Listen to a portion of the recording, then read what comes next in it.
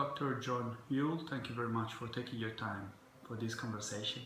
This is part of a series of interviews with Jungians lecturing at the Carl Gustav Jung Institute in Zurich, Küsnacht, and the title of this series is Breakfast at Küsnacht. I would like to ask you a question. Who was Carl Gustav Jung?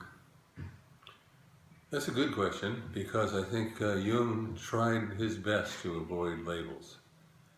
He was his enthusiasm with psychology and the psyche began, I think, in his teenage years, during a time when what he referred to as the French world, or the French school, was discovering that they could use hypnosis to discover how the human psyche is made up of a number of parts. Many times, some of those parts are not in harmony with others.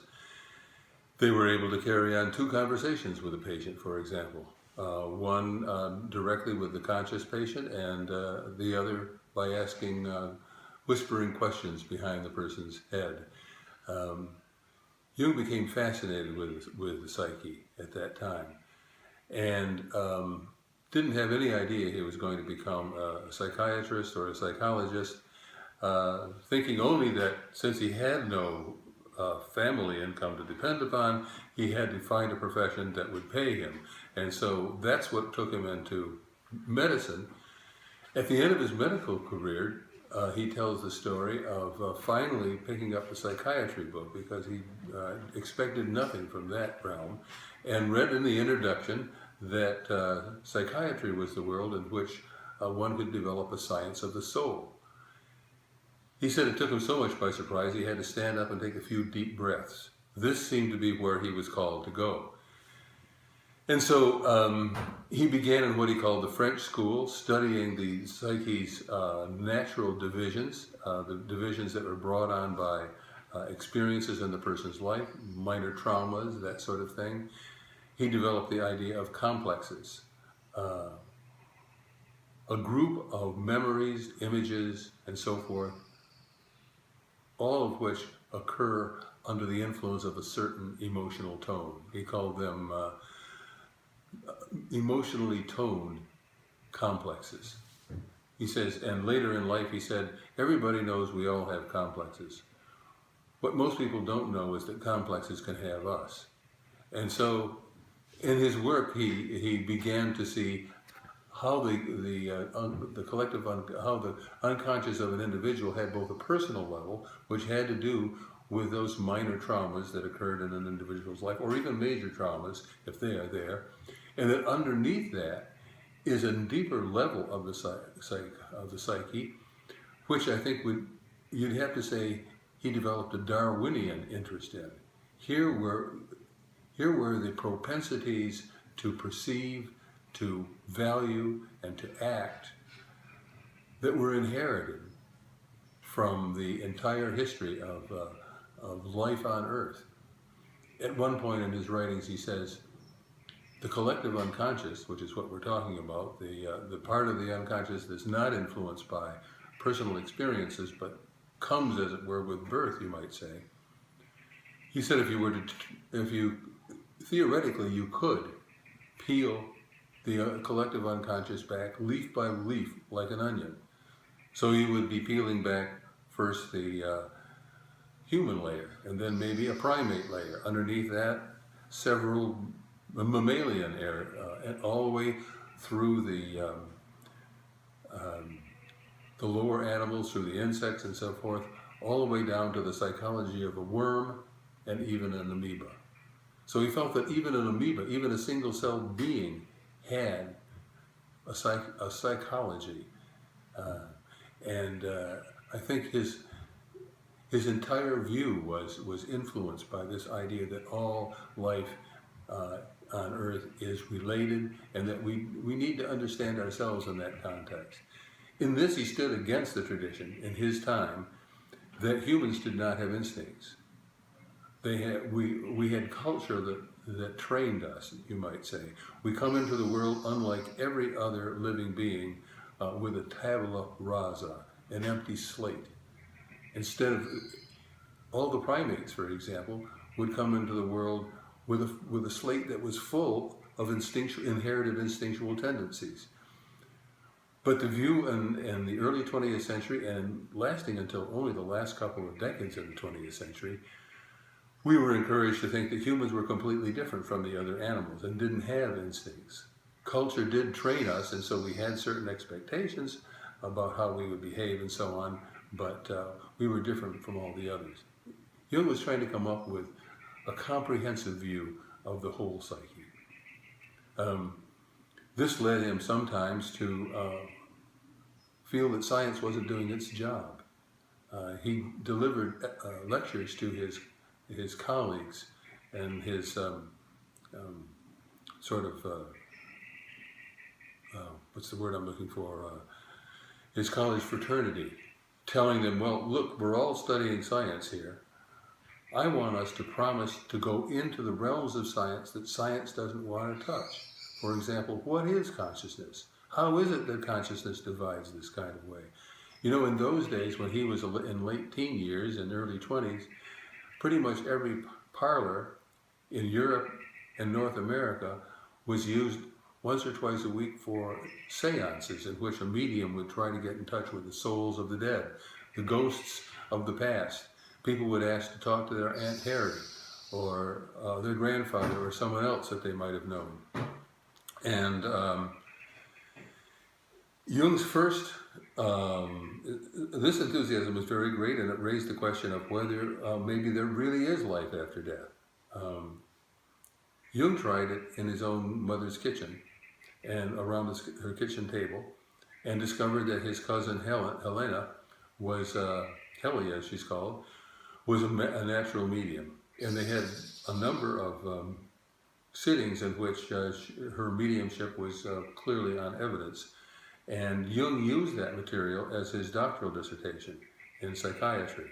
But he didn't treat those figures that she was communicating with as disembodied spirits. Rather, he treated them as aspects of her own psychology that were speaking to her when she was in trance, and developed a theory of a sort of early theory of the psyche that it's on its own, it's trying to find its way forward into the future and into a better organization and a more efficient way of operating. He felt that that was what his cousin Helly's consciousness, she was about 16 at the time, what was going on as she was leaving childhood and entering maturity. So, when you ask who was Jung, Jung was a guy who was interested in every manifestation of psyche that there is. And when it came to this business of challenging science, it would be the realm of synchronicity that, what we now call synchronicity, using Jung's term. That is to say, instances such as reading another person's mind or clairvoyance or something along those lines. And what he felt, there's no doubt, by the way, there is a thriving parapsychology as a science industry, you might say, of producing experiments.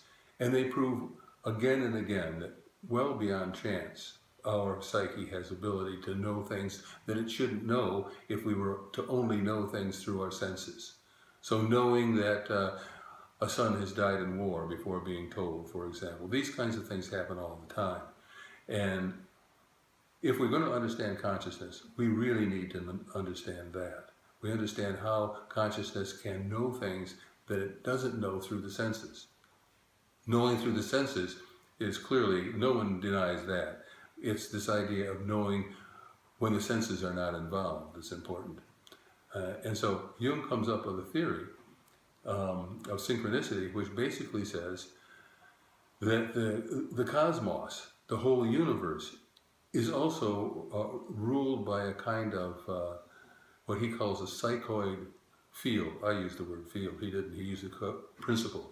But since everything that physics understands that deals with action at a distance, they understand through fields. I think the word to use would be a psychoid field. That is, the universe is in the business of life. It's in the business of intelligent life.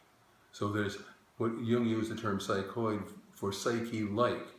There might be something psyche-like in the properties of subatomic particles, for example. That was what his friend Wolfgang Pauli, the quantum mechanics man, believed and was trying to prove at the time of his death. So you ask who Jung was? Jung was a man of many talents and many interests, and there's some together, I suppose you could say, in what is the nature of the soul.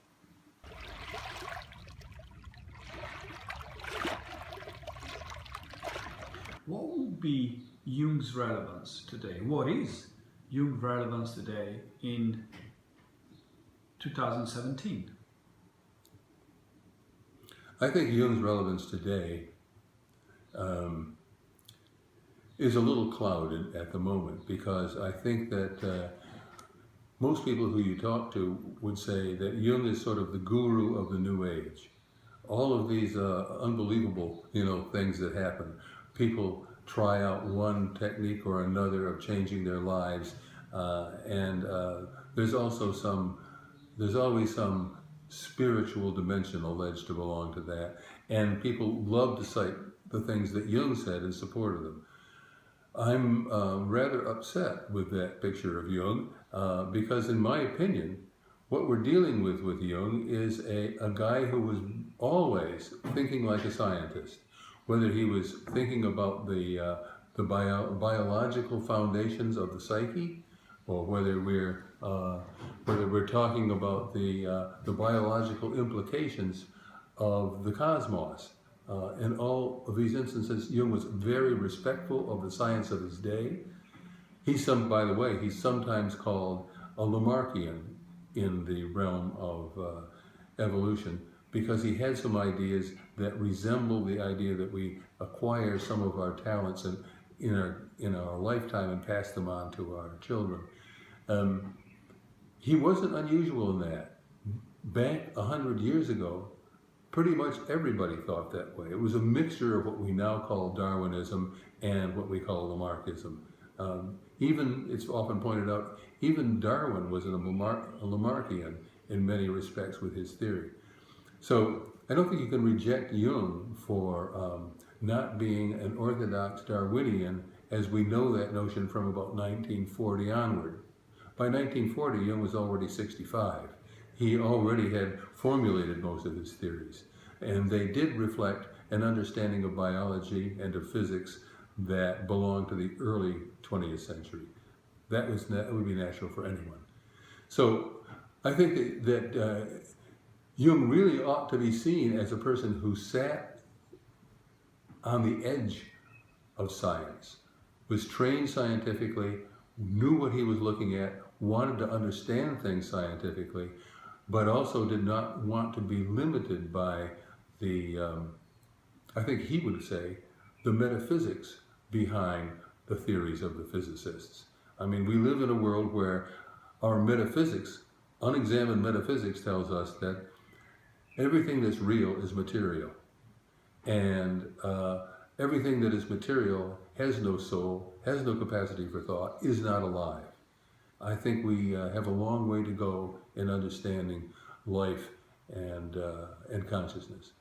And by the way, back in the 1990s, a guy by the name of Lee Smolin, a astrophysicist, put forward the idea that really the evolution of the universe really ought to be understood in Darwinian terms.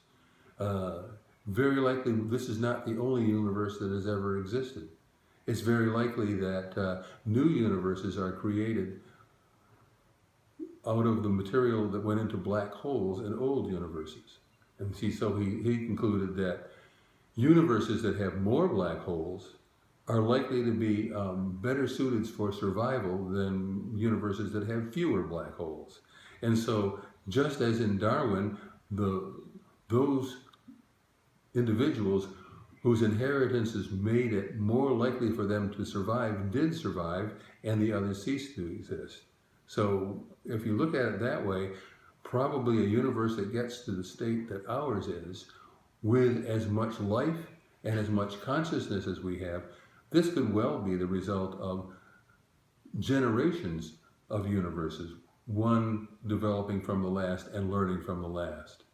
So I would say that Jung sits in a place where his connections to a vast array of scientific developments is quite palpable.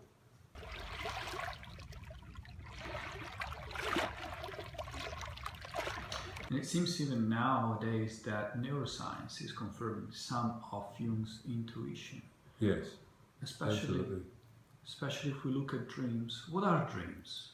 Well, I'd like to say, first of all, the thing that's most clearly backed up in Jung's theories by neuroscience is the idea of the archetypes, the thing that, the complexes, the thing that Jung began with. What we know now is that the emotional brain, the limbic system, labels every sensory piece of information that we get with what did it look like the last time I saw this? And that means that every time it comes to something scary, every time it comes to something overwhelmingly attractive, that emotion is attached to that sensory piece that's coming in, and the entire body is put into an emotional state a half second before the cortex, the brain's cortex, can recognize it. So by the time the cortex knows what's going on, it's too late. Everything is already mobilized for an emotional situation. I think there's no doubt that everything that Jung had to say about complexes has been proven perfectly true by neuroscience. And you'll have to ask your question again, I think, because I lost the context. And I would like to talk about dreams. Dreams, yes. What are dreams? Well, it seems that what dreams are experiences we have while asleep, usually dominated by imagery and emotion.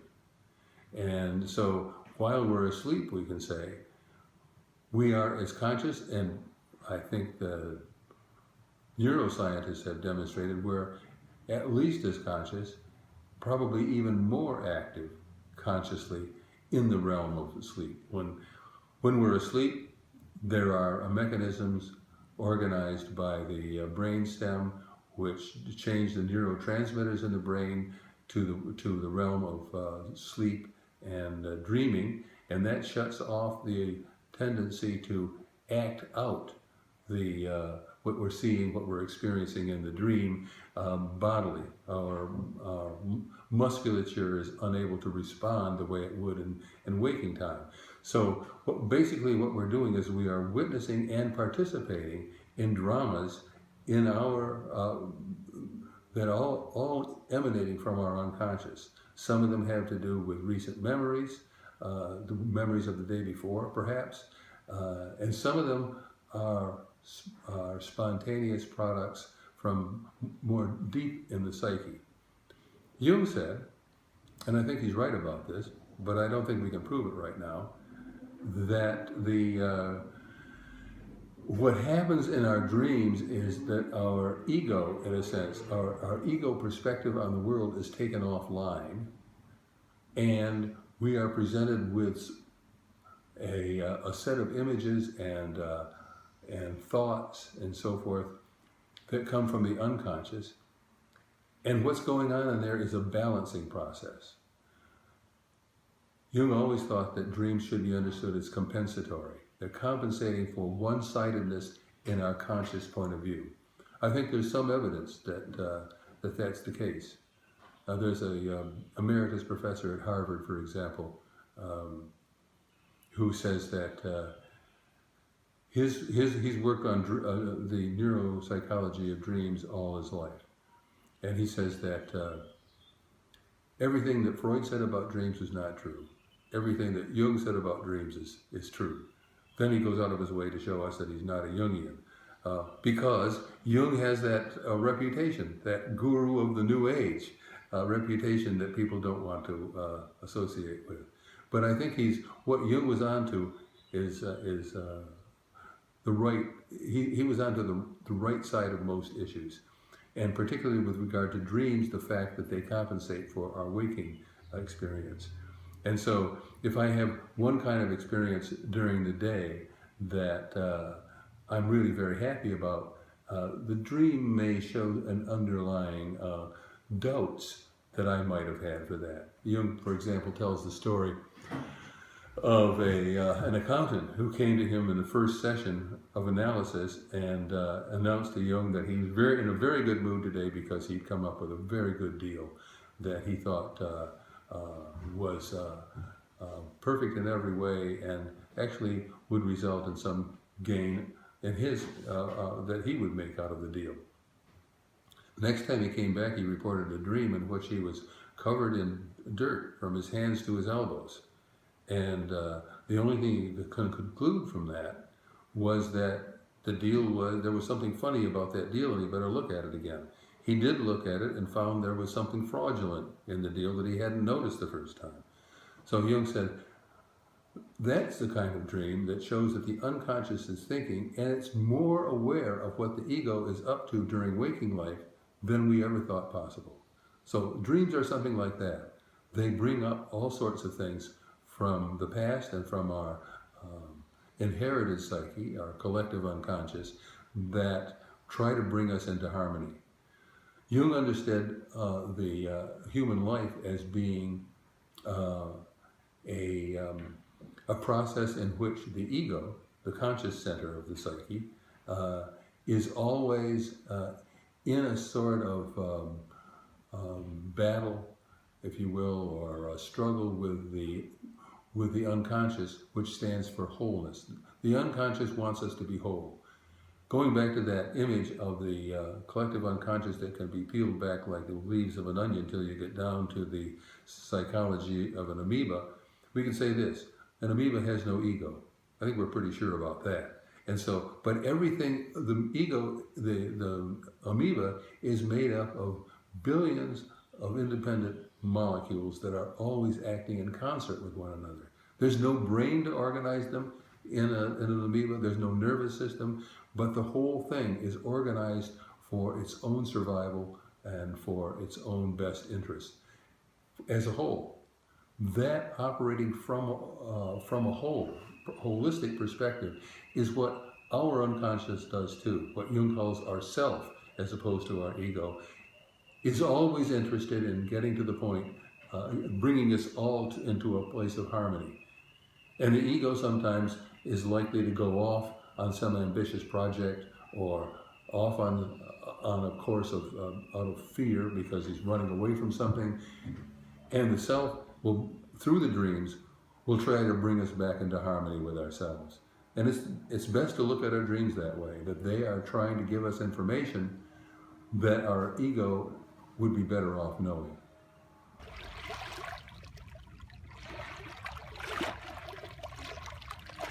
An important part of Jung's work is about alchemy. Yes. Well, alchemy, many of his followers were not happy about the fact that he was going into alchemy because they thought he'd ruin his reputation. Alchemy was not regarded kindly back in 1930 when he took it up. Here's the background. When Jung started out at what he called the French school, the people who were studying how the psyche divides naturally and studying with hypnosis and so forth, and his work on the word association experiment to discover the complexes was part of that. And as he worked on that, he discovered that he discovered that probably Freud was right about repression. So he sent a volume of his word association studies to Freud, and saying that I think maybe we're talking about the same thing here. And that began an association between the two of them that lasted 5 or 6 years, ending in suspicion and recriminations, unable to share dreams with one another and so forth. They lost trust in one another. And when they broke up, Jung was really in a very precarious position. I think what he liked most about the Freudian relation was that Freud was like a father figure he never had. And so breaking up with Freud meant he was at loose ends. And he had just finished the book that caused the split with Freud, the book that we now call Symbols of Transformation. He says, sometime after writing the book, Symbols of Transformation, it dawned on him what he'd written. What he'd been saying in that book is that we're all living a myth, whether we know it or not, and we'd be better off knowing the myth. And furthermore, he had no idea what his myth was. The only thing he knew for sure was that it wasn't Christianity. So he took up a practice of what he called active imagination, very intensive, pretty much every day for a while. Around the end, it was actually the second Sunday of Advent in 1913 that he first, as he said, let himself drop. He imagined himself going down a staircase into his own unconscious to see what he could see. Because, as he said, I've been talking about soul for decades. I have lots of words for soul. I have lots of theories about soul, but I have no idea who my soul is, and I have to find out. So he began this work back then about plumbing his own psyche in order to find out about his soul, and he had very humiliating experiences. His soul was very happy to fool him, to make fun of him. For example, there was one scene in which he found himself in a forest in the woods, and he goes in and asks the owner if he could have a room for the night. And he's shown to a room, and he suddenly realizes he has this tremendous, embarrassing thought that there's a young maiden imprisoned in the castle, and he thinks, "Oh, this is dime novel stuff. My psyche's got to be better than that." He doesn't want to hear anymore. Then there's a knock at his door, and in comes the lady who is imprisoned, and this daughter of the owner who's imprisoned in the castle. And she says, Salome, the name he has for his soul, sends you her best wishes. So every time he turned, he was running into humiliation and finding that his soul was behind it.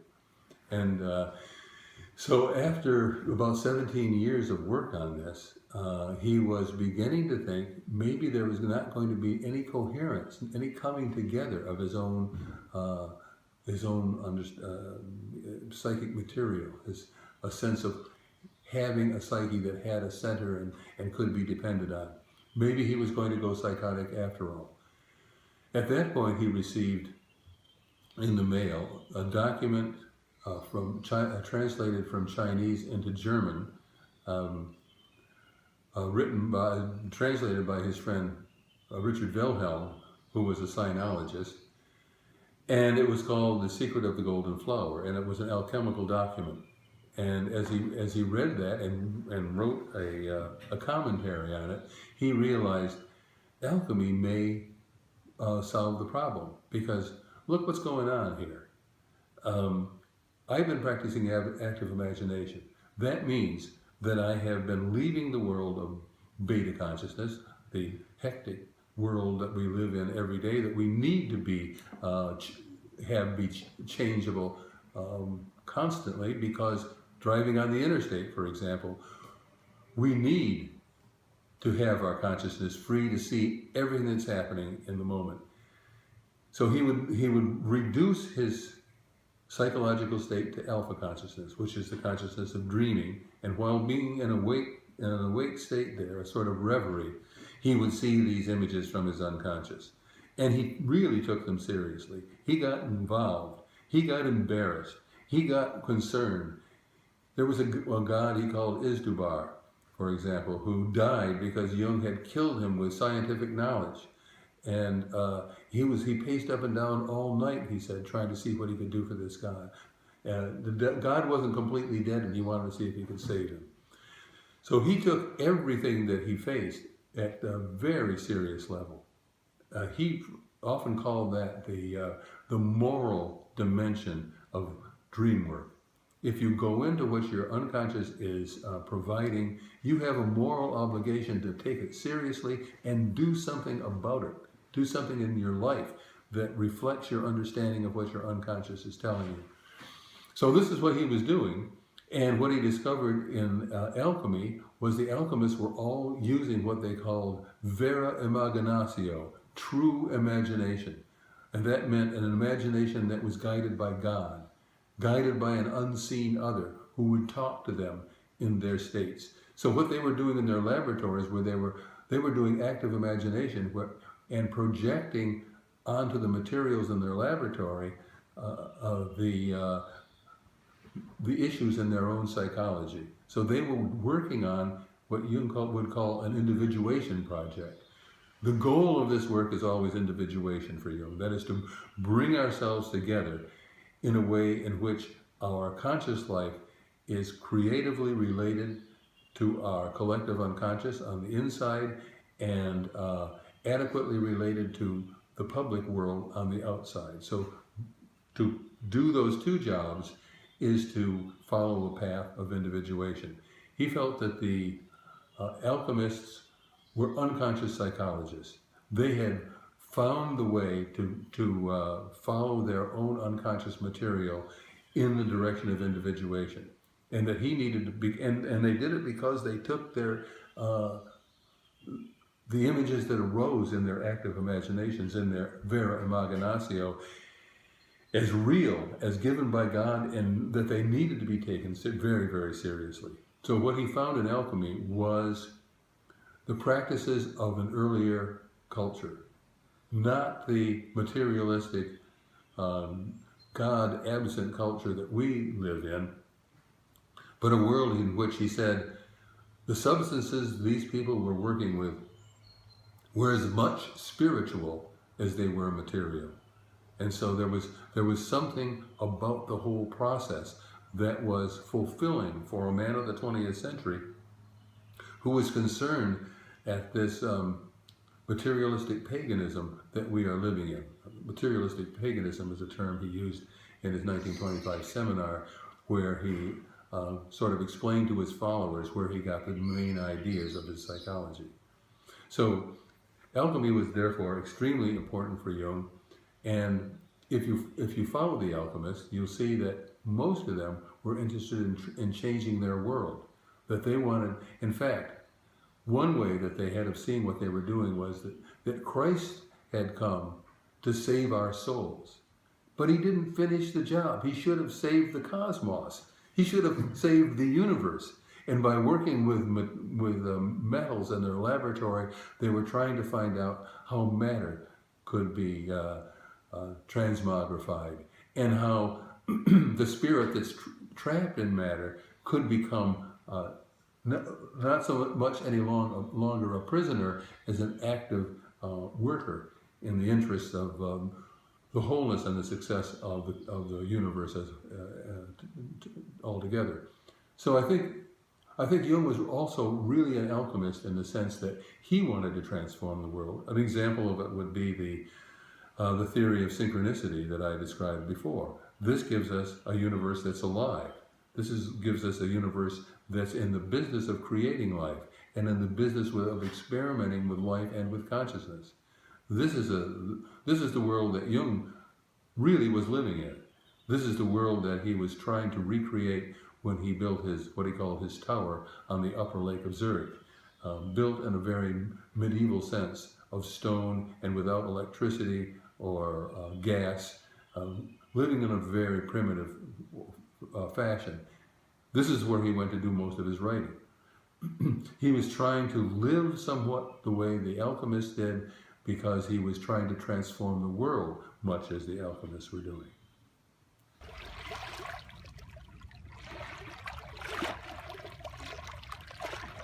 Jung retired at Bollingen, or decided to go back into nature. But the word, since then, has accelerated. Marcuse used to call the society he lived in as advanced industrial society. I would say we're living in advanced electronic society. So it seems that the alchemist has to retire to be able to think and write. But the world goes faster and faster and faster. Mm-hmm. How these two sides can go together? Can they go together? Well, I don't have an answer to that question. Yes, you're right. we are living now in a world that's moving faster and faster. Jung lived in a world that's going faster and faster, absolutely. And we're living in another that, in my opinion, might be becoming more and more superficial as it gets more and more fast moving. And as Jung looked around him, if you ask me what would Jung have to say about this, or where would a Jungian position be on an issue, on something like this, I think you'd have to look at how, with the pessimism with which Jung looked on the Cold War world after World War II. And his biggest concern, he was delighted, by the way, that the Russians had the bomb, because that meant that there was balance between the two sides. But he was not happy with what was going on in the Soviet Union, and he was not happy with what was going on in the West. In both cases, he said, we had a case of mass mentality. Everyone was expected to simply accept the realities that government was creating and look to government to be saved from their physical necessity, their physical needs and so forth.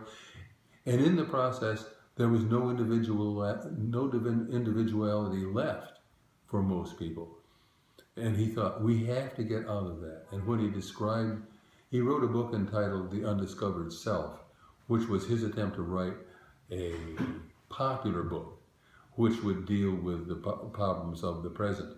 And basically, the argument was, if we knew we had a self, we would be much better off, but we don't know.